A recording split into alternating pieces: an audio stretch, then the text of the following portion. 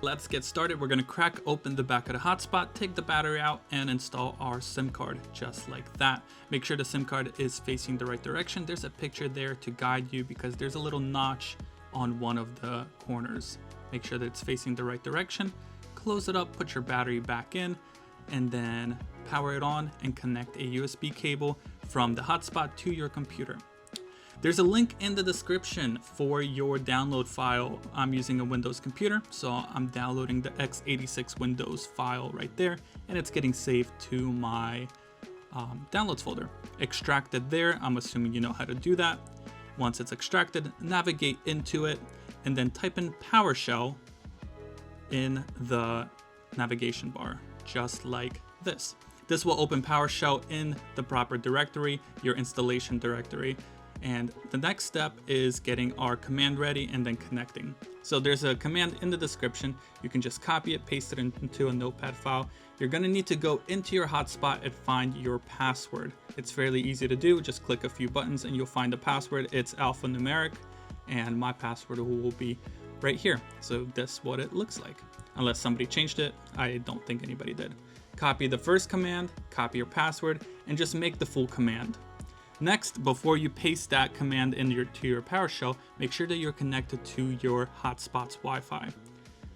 That is this Verizon RC400L, whatever.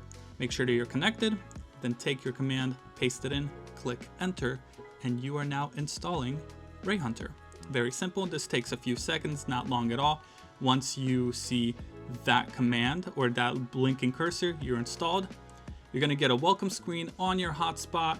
It's gonna go through a hello, a Verizon page, and then after a few seconds, you'll actually see a green bar on the top of your screen, which is good. That means that everything's installed properly. It does take a second, so give it time. It's not immediate. There we go. And once you see that, you can go to 192.168.1.1 over port 8080. And that is your console for Rayhunter. Okay, so if you're at the point where you see the Rayhunter kind of console screen on your computer, you went to 192.168.1.1, congratulations, you installed everything properly. If you don't get that, comment down below, we can try to troubleshoot it together, see what we can figure out. But that console screen is very important because that's where you're gonna go if your green bar turns red. That means that something was detected, an anomaly from the regular service that's all around us, and a log was captured, which is great because now you're actually alert that, okay, wherever I was at the time, something happened, therefore my little line is red. And that's about it.